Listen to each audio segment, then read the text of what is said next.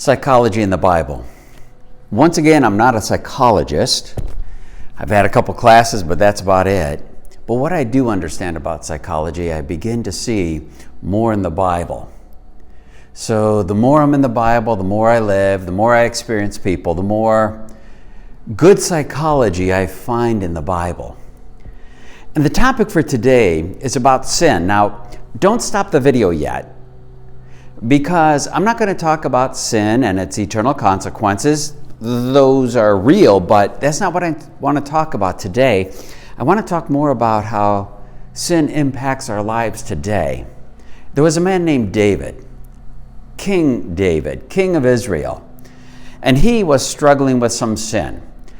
Now in Psalm 32, I don't know exactly what sin it was he was dealing with, but he dealt with adultery, he dealt with setting up someone's murder, he dealt with deception, so he's dealt with some pretty big stuff. And we learn from him a couple things about sin.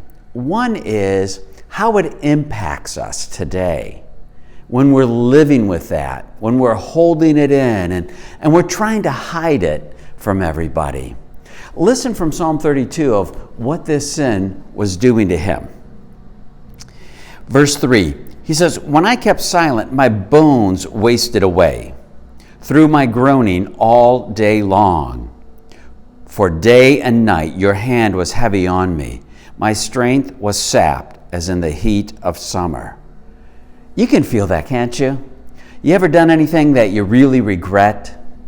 You've hurt some people you really love?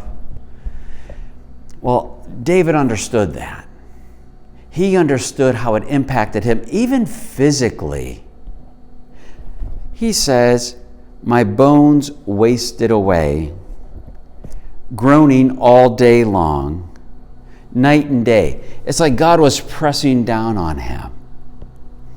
And so the part about psychology and sin today is, how do we deal with that stuff that we feel so guilty about? I know there's false guilt, but there's also real guilt. Stuff we've really done wrong and we should feel bad about it, right? So what did King David do that you and I can do to find freedom from that? He says this, "Then I acknowledged my sin to you and did not cover up my iniquity." He stopped hiding it. Rather than pressing it inward, he began to express it outward. He continues in verse 5, "I said, I will confess my transgressions to the Lord, and you forgave the guilt of my sin." You see, God has provided a way for us to deal with that day-to-day weight of sin in the past.